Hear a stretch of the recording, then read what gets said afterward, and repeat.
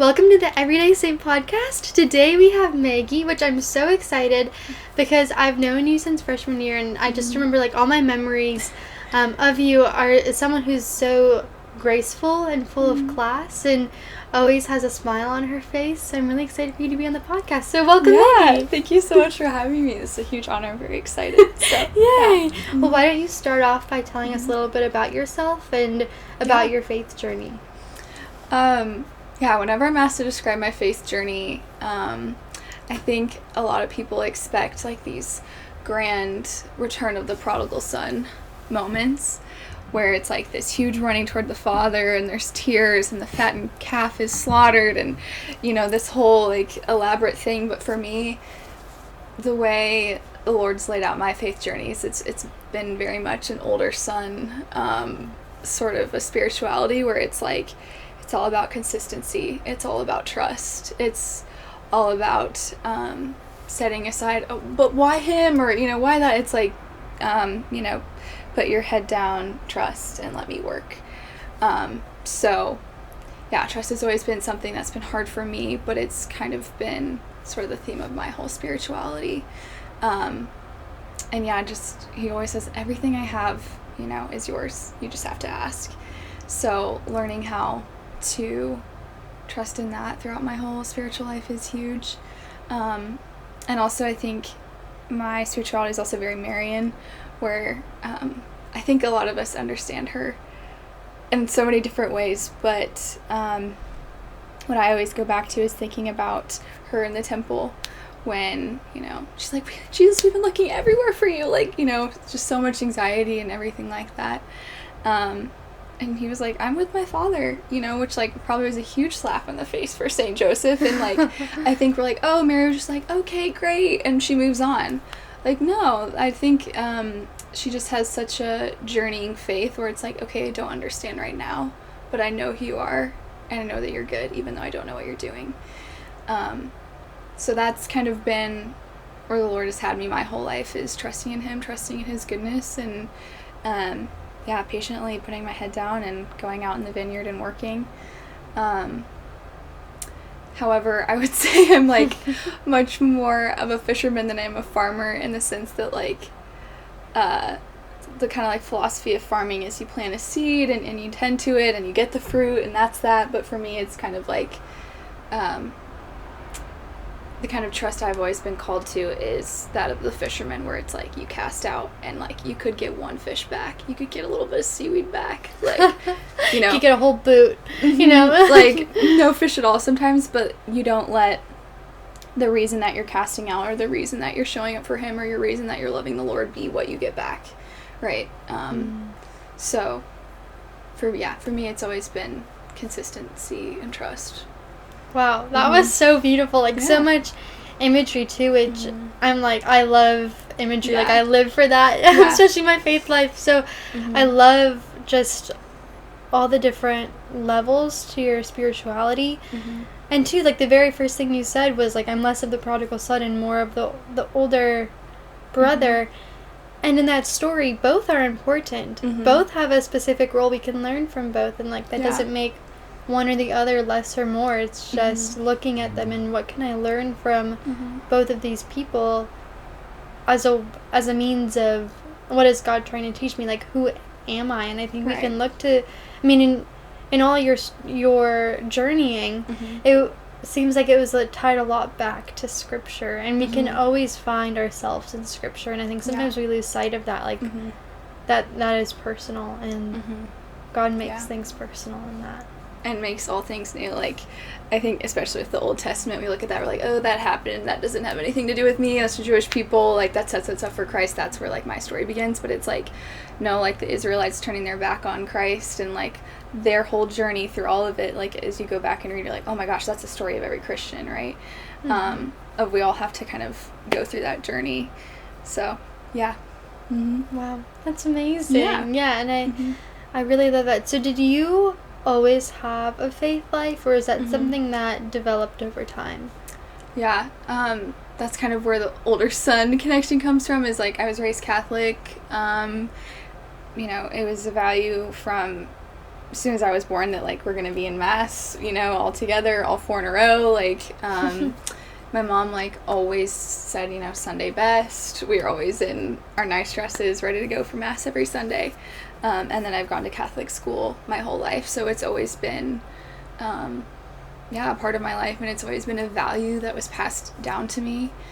So, yeah, that's sort of that older son comes in, where it's like I would say never, but I've never had, like, this huge, like, massive, like, running away and coming back and, like, all of that kind of drama. And I think we love that storyline because, of course we do. It's beautiful. It's gorgeous. It's wonderful. But for me, it's kind of, like, little moments of that, like, where I've been on my knees and the tears shed, and it's like, you know, I'm asking why.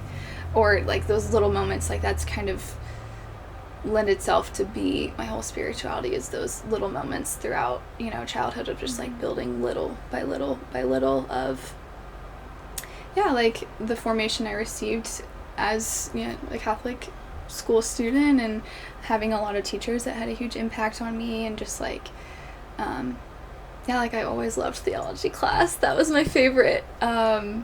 So, yeah, it's been a huge gift to, like, have that formation, but, you know, making it your own is a whole nother thing. And then, just being able to be exposed to that information to question too, because if you haven't questioned your faith, like, it's not gonna last very long. You know, you have to ask why, and you have to, like, you know, do the hard work of showing up even if you don't understand.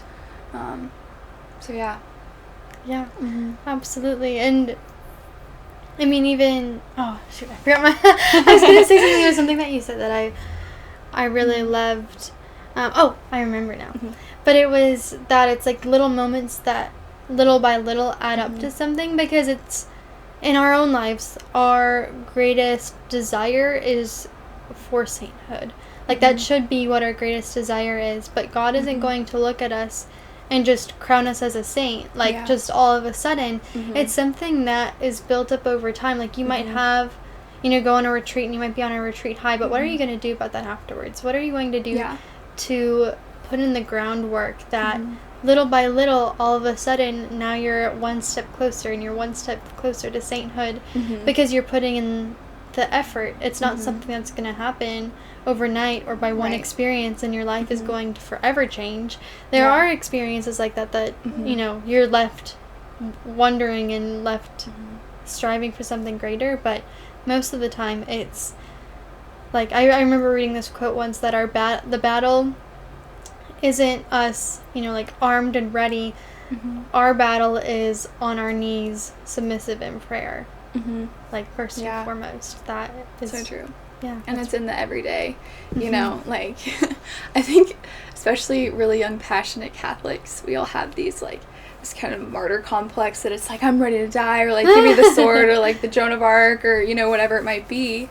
And some of us are called to that. Some of us will have the grace of that, but for most of us we won't, and it will be in the ordinary.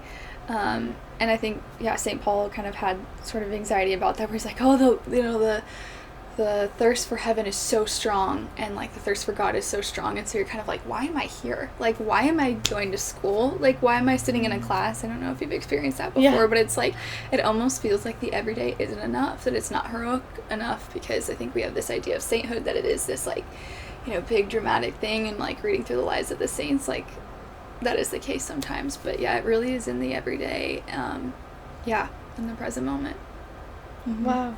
I love that line too, that the everyday isn't enough, because that's so not true, because every single moment and every single day is a gift, and the fact that we even woke up that morning is evidence that the Lord is still thinking of us, that we're still on his heart and within his love, and within the grasp of his fullness of love. And you know, I think there are moments where it's like you see something in the world that isn't going right, or you're like, why am I, like, your experience triangle, you're like, why am I even here? Why can't, like, Lord, I have such a desire to be in heaven with you, that's all I can think of. That's all I, like, that's where I want to be. I don't want to be on this earth. I'm ready for the next life, and God isn't done with that story yet. And the everyday moments, I think, is where the battle is won for sainthood. Yeah, for sure.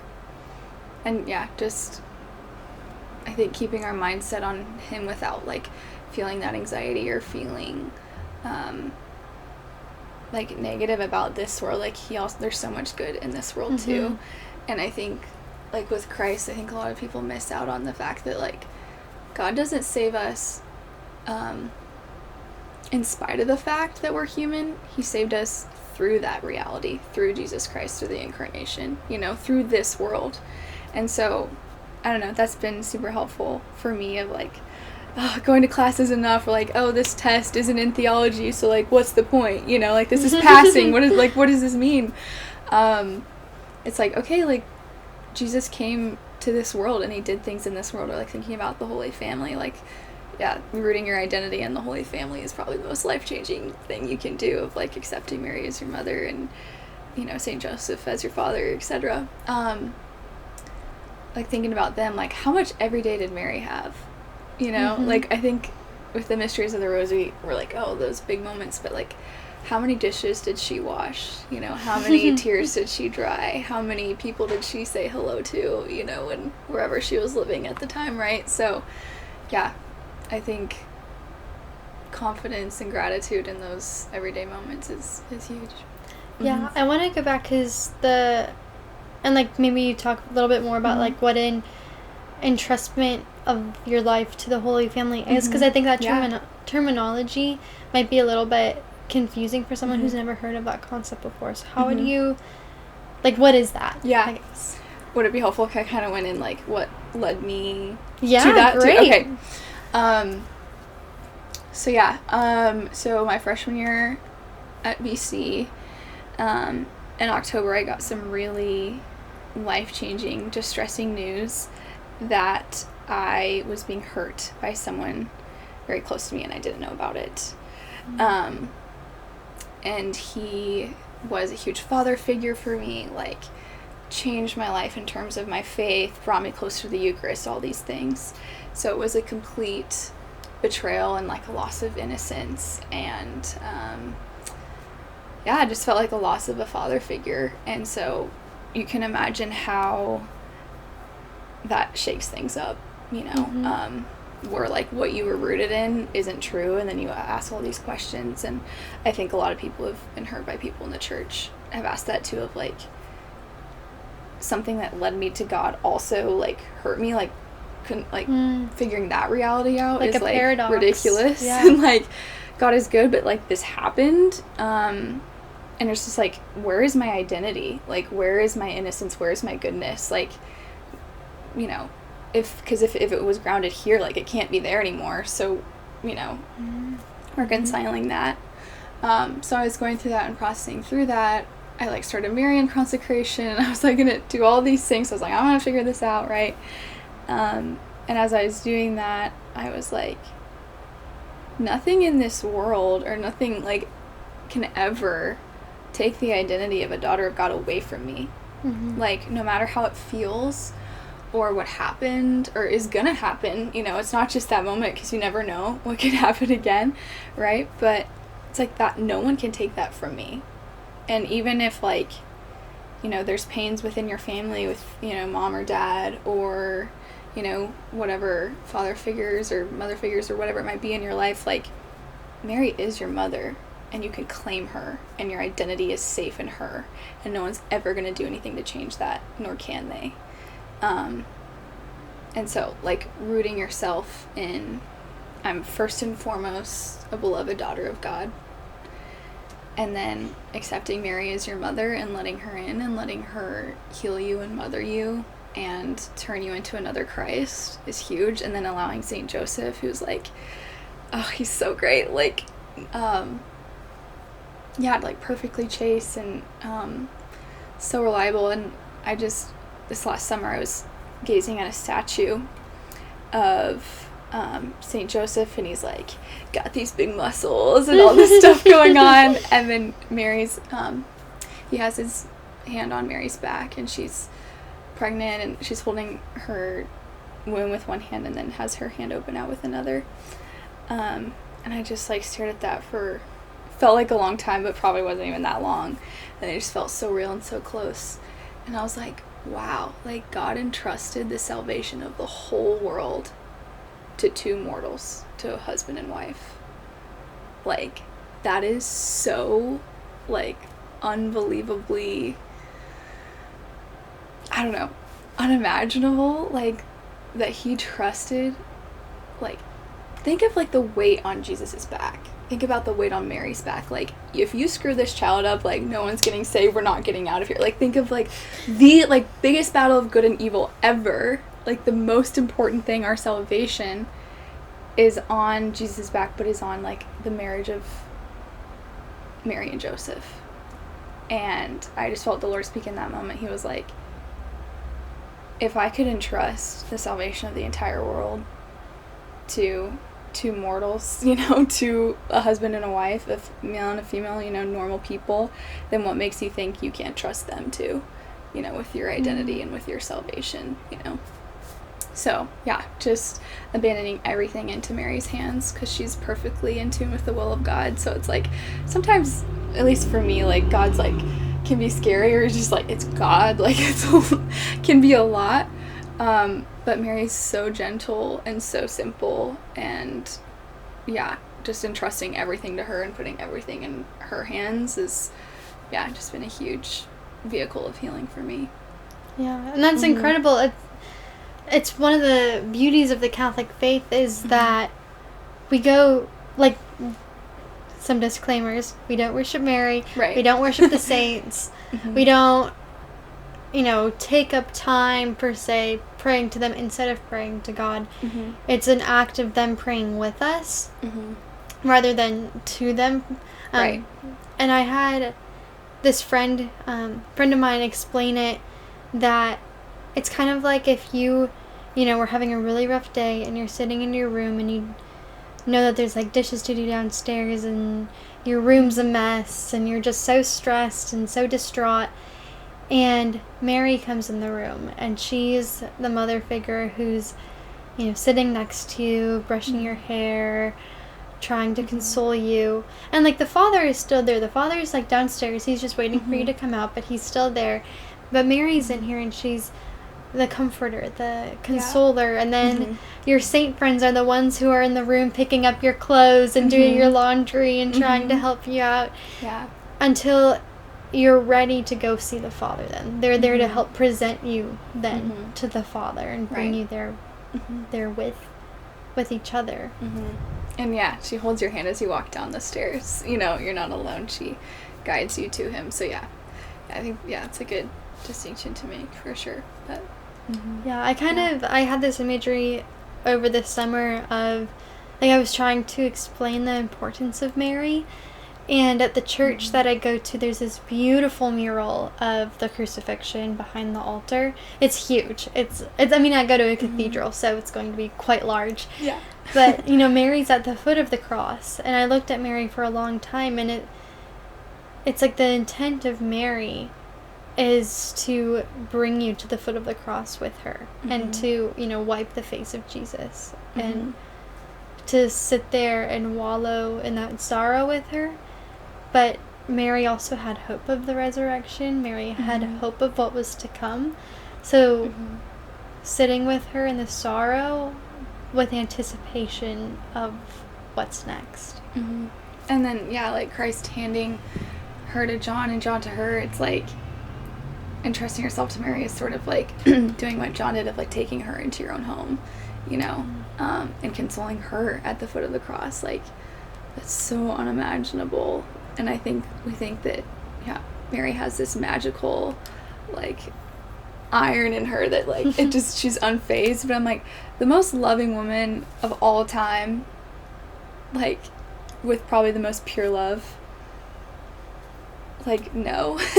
That would be so, like, unbelievably difficult for her, and entering into that with her and bringing her into your home of, like, your heart. Yeah, really powerful for sure.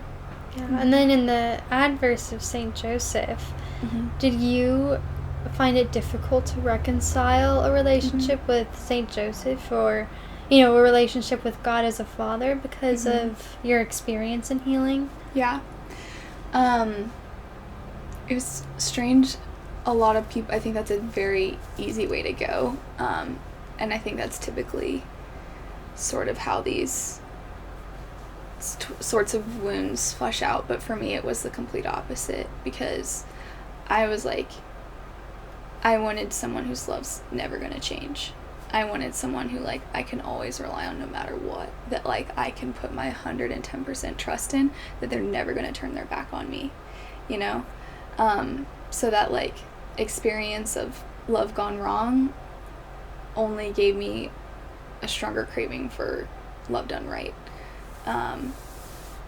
So, yeah, healing with the Father was, like, I don't know, I'm really blessed, and, like, that was definitely a grace. That wasn't, like, anything I did. That was, he held back the piece of my heart that would have turned on him, and he kept it in his hands so that that didn't happen, praise God. But it was a huge grace that, that I wanted to turn back to God, you know. I wanted to be fully loved as I knew I deserved to be from a Father. Yeah, so...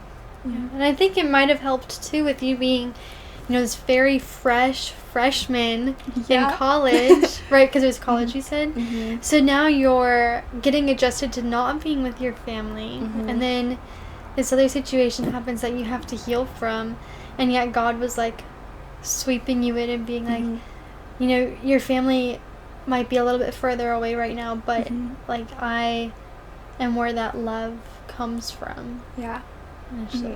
Just like holding you near. And I think of like the image of like JP2 going to Mary after his mother died and saying, "You're my mother now." You know, of like, and that doesn't have to happen in death, but you know, if there are wounds and hurts, like, more than anything, he is our Father. So it's like, you're my Father now, or like you're like, you know, I have earthly fathers and father figures, and that's all great and beautiful, but it's like, at the end of the day, like, you're number one. Like, you're the Father that can never be taken from me. I'll never be separated from your love. Nothing can separate me from you. And he's never going to turn his back. Like, that was so healing for me, of like, this isn't it. You know, we're not just dealing with the human capacity for love, which is still beautiful and good, and it's not wrong because of what happened, and like, I think it was harder to restore trust in humans than it was to restore trust in our Lord. But I can't imagine getting through that if this is it. You know, if there isn't justice, and like, that's the thing too, I think was a really hard lesson to learn, of like, in the Psalms it says the wheat grows with the weeds, right? Like, it's so separate here, like, we want justice here. Like, look at our justice systems. Like, they want to, you know, they have a jury to bring in a fair perspective, and then we, you know, evaluate what went wrong, and then we create a sentence that corresponds to that, and then, you know, they go to jail, and that's justice, and that's it. But I think if you actually look into that, that's not satisfying. Like, courtrooms are never healing, right? Justice isn't healing, because this isn't where justice is fulfilled, and it's not even where mercy is fulfilled. So, like, I really had to reconcile that, like, yeah, on this side of heaven, those good and bad's gonna grow together, and there are very few cases, and I think this is, like, a huge thing about maturing anyway, is, like, there's very few cases where something's purely good or purely evil. And I think, you know, if you look at fairy tales or children's books, like, there's the bad guy and the good guy, and it's very clear. Like, bad guy wears black, good guy wears blue. Like, even, yeah, in our symbolism and in our culture, like, we crave justice, we crave mercy, we crave truth. But I think as you get older, you realize that's not really the case. And there has to be sort of a surrender of, like, this isn't it. And, like, I'm not going to be fully satisfied here. And I don't know how I would have survived that, or how anyone really survives any kind of injustice, or even, like, just natural, you know, disasters or grief or anything like that, if this is it, right? So, and I think just, like, trusting in, okay, at the end of this, like, you're going to bring healing, you're going to bring mercy. It's in your hands. It's not in my hands. You know, it's not for me to sort out. It's not for me to be like, okay, this is good, this is bad, and like figure it all out. And even the spiritual life, like, I think some people are like, oh, it's about holiness and doing what's right, which is like, yes, absolutely, do what's right. But it's so much less about like, oh, here's everything I did right, or here's every right decision I made, or all of my good works. It's like, it's all about mercy, and it's all about how much we receive his mercy. And one of my favorite saints, Saint Therese, like, that was her entire spirituality, was it's like, she's like, I'm going to heaven empty-handed. Like, I can't do this. Like, it can't be all up to me. I can't make every right decision. I don't know what to do. And, like, she struggled with scrupulosity. And if you're always considering, oh, gosh, what about this and this and this?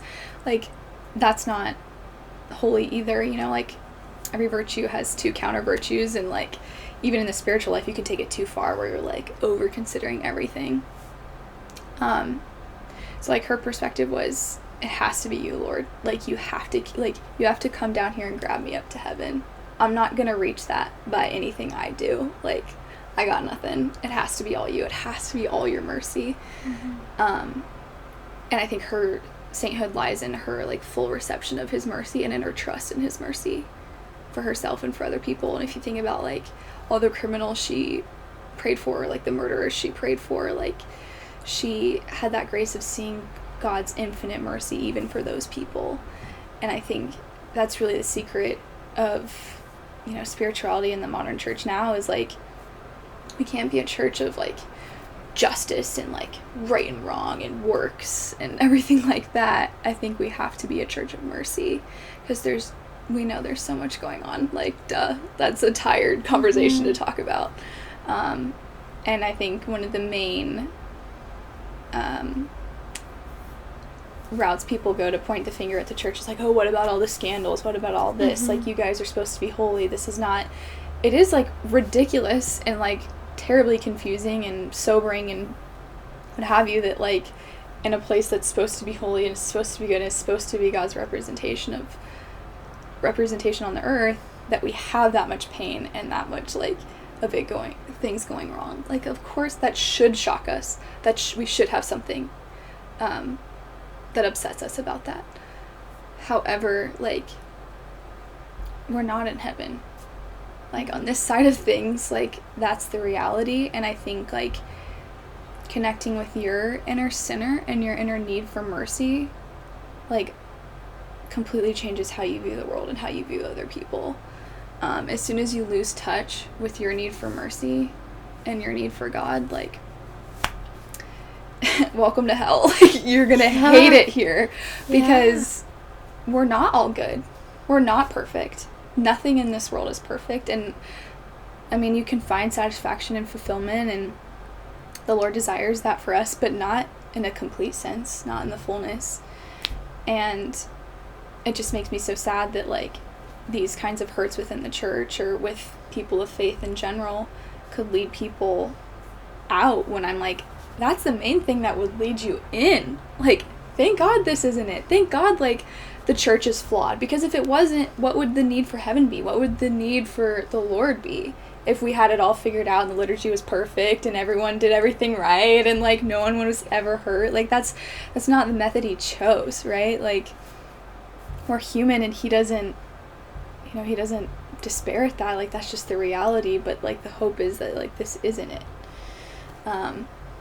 So yeah, my hope and prayer for the church and what I want to like spend my life doing is like bringing those people who have been hurt in and showing them like, this isn't it. Like, there is hope, you know. There is a God of total goodness, and there is a place where like these kinds of things don't happen, you know, because of the Lord is so good. So yeah. And all of that was like incredible. That was so good.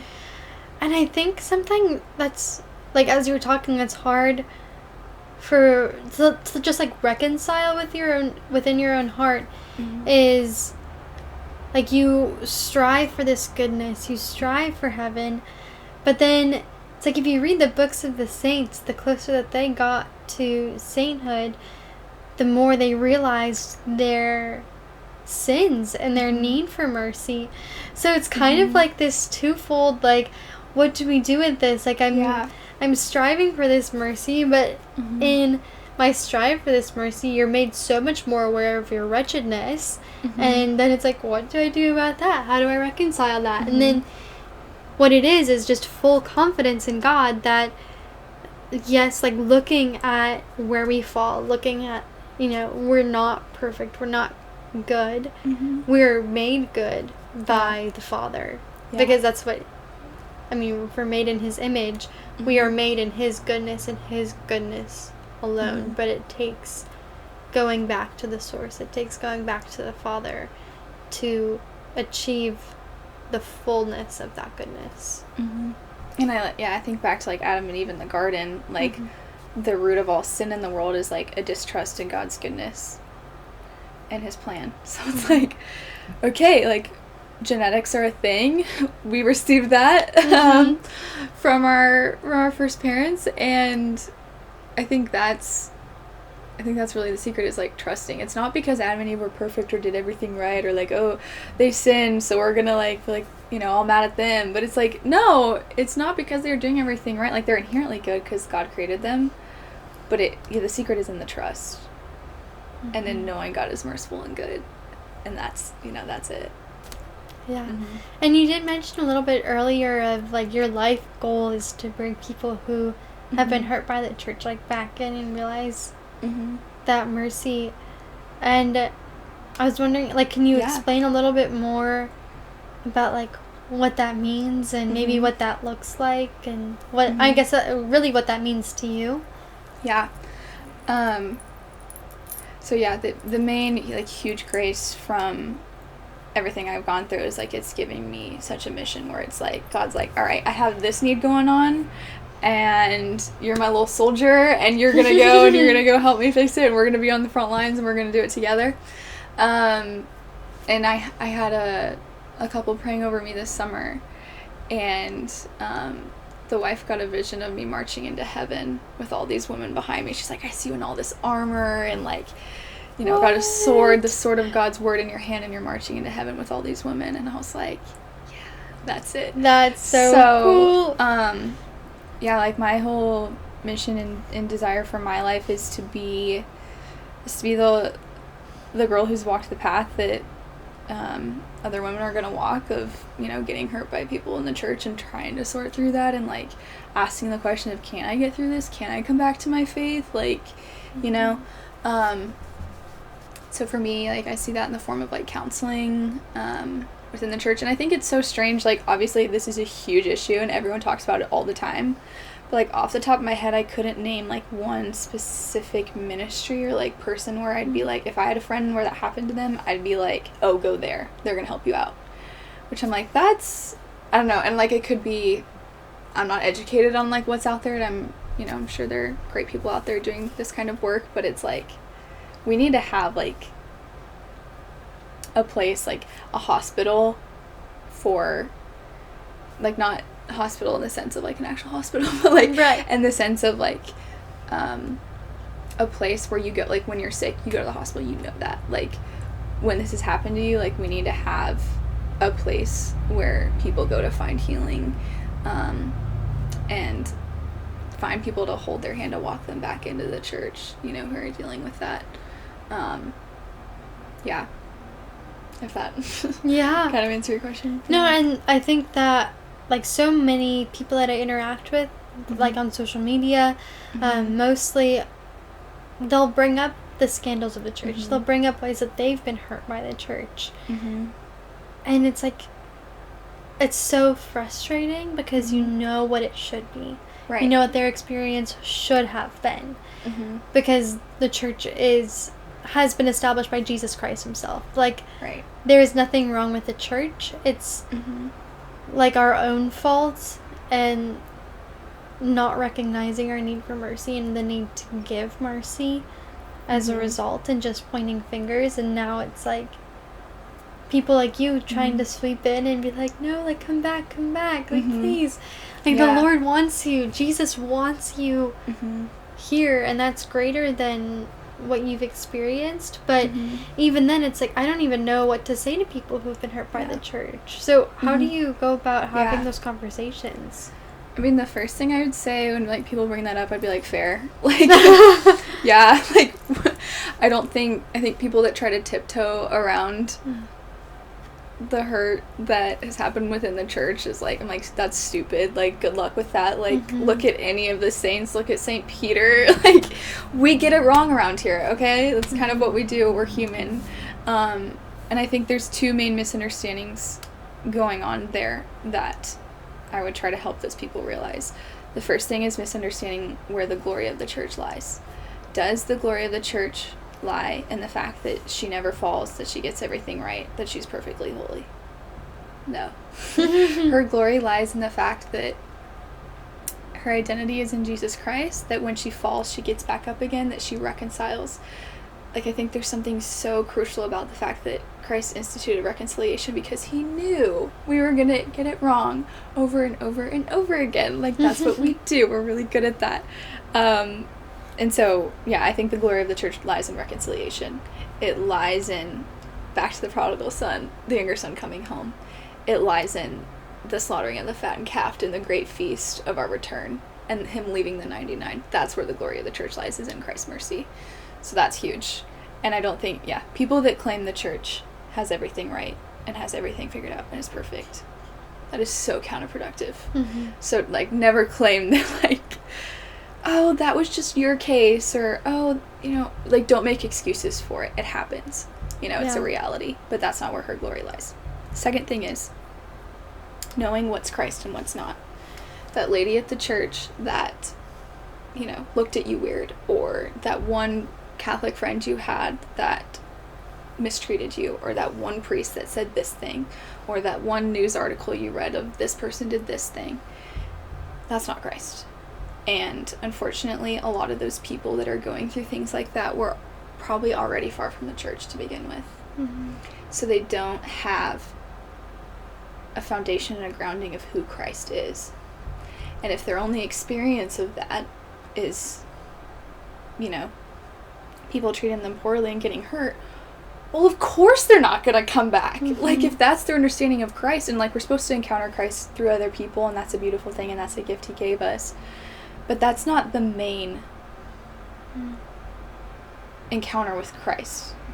It's supplemental, and it's beautiful, and it's good, but it's not, like, having a director or having an encounter of just you and Christ is crucial.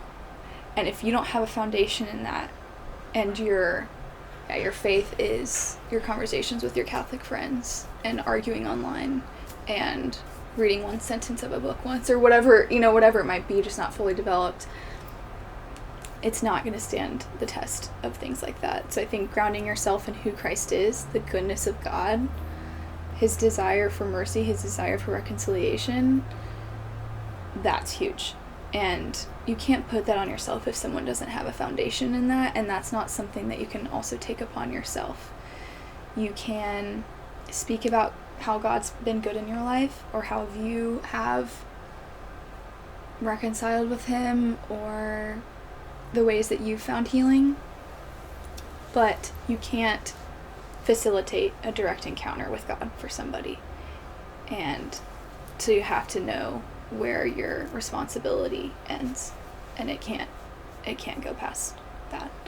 So yeah, and in that too, it's so easy for us to be in that role where we have someone in front of us, or someone that we know that, like, I mean, obviously everybody needs Christ, but some people, you can tell that there is something there that you want to help them with, especially in what you want to do, in that really deep desire within you. But we can't play the role of savior. Like, that is not ever our role, to be Jesus Christ. Like, we're not the ones who died on the cross. We're not the ones who have the power of salvation within us. We do have, however, the ability to help bring that saving power to other people through our kindness and talking about Christ. But that takes a lot of prayer. Like, you have to interact with the person who instills salvation in himself in order to help bring that to other people, especially in conversations like what you're talking about of someone who has some knowledge on the church, because clearly if they were either hurt by the church or know what's happened within the church, Right. they have some knowledge on what it is. And then it's like, how do I bring this to the next level? Like, their view of who God is only this one path, but it's like, no, there's this whole tenfold perspective on the love and the goodness of God, and then trying to bring that forth with compassion. Yeah. And I think that frustration, we all know it, we've all been there, of like, I know what's good for you, and I know what's going to help you, and I know what's going to heal you, and I want it for you so bad, but like, you're saying no. Like, that frustration is like, I think, so real, but it's like, Jesus, like, welcome to the club, you know? Like, yeah, think of all, like we think we're merciful and know what's good, and like, to some extent we do, but God really does, right? And he, like, think of his love for all of his children. So it's like, those times where we're like, oh, we just want to save them, or we just want to lead them to Christ, or, you know, fix everything. It's like, oh, thank God that's not my job. Oh yeah, I'm not the Messiah. Like, and you can enter in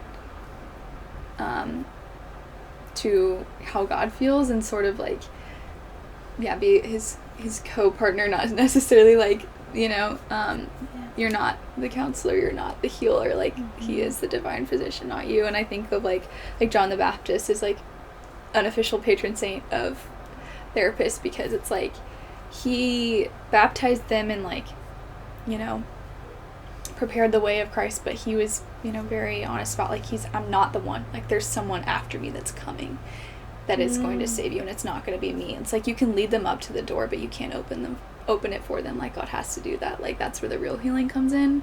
It's like, all you can do is, like, yeah, prepare the way of the Lord and prepare them for healing, and baptize them, but not in the, like, full sense of it, right? So you can, like, wash them and prepare them, but it's like, only the Lord can come in and really do the healing work. So I think knowing where your responsibility ends with that is huge. It's like, that's a lot of weight to carry too. Like, it's a lot, you know, to take on all of that of your family and your friends, and like, oh, I'm gonna get everybody to heaven, so I'm gonna have everybody there. And like, I think of St. Therese's family, I'm like, isn't that so great? You have your whole family there, like, right, you're all chilling, having a great time. Like, I think we all have that desire, but it's also like, you can't take that upon yourself, you know. No, and it's a good practice of your dependency and trust in God, because you can say that you trust in God, you can say that you depend on God all you want, but then when you're faced with these moments where you want to be the person that, like, it clicks for them, like, oh, I have the power within me to, like, say the exact right thing that they need to hear, like, you have no power. It's whatever God chooses to speak through you as a vessel of his message, not anything that you've thought of yourself. Like, there's nothing that we can ever take credit for on this earth. Not a single thing. You know, like, nothing we have is our own. Nothing that we do is our own. It's all rooted in, you know, either God or it's rooted in Satan. And, like, which one are you going to choose? And there's another point I was going to make, but I can't remember. But yeah, I think it is such a good act of dependency on God and trusting that he will bring about in his time. And also a recognition of, like, oh, is this how God feels about me when I'm not following him right? Yeah. Like, because there is an element of free will. Like, we can't change that person's free will. We can't flip the switch and now they believe in Jesus Christ just because we wanted them to. And I think in some element, God feels that way too, where he sees us, but we still have the element of free will that God can't just flip that switch. Like, it is our active decision. Yeah, and think of, like, how that love burns for other people, where you're like, you want what's good for them so bad. It's just like, that's how his love burns for us. Like, I want you to be happy, I want you to feel loved, like, I want you in relationship with me. Like, oh, I know that, like, burning feeling for, you know, those I hold dear, but it's like, it must be even greater for him. And, like, that just gives me so much hope that it's like, if that's how I can love, and I'm flawed and I'm human, like, think of how his love is. Like, it's so powerful and so beautiful.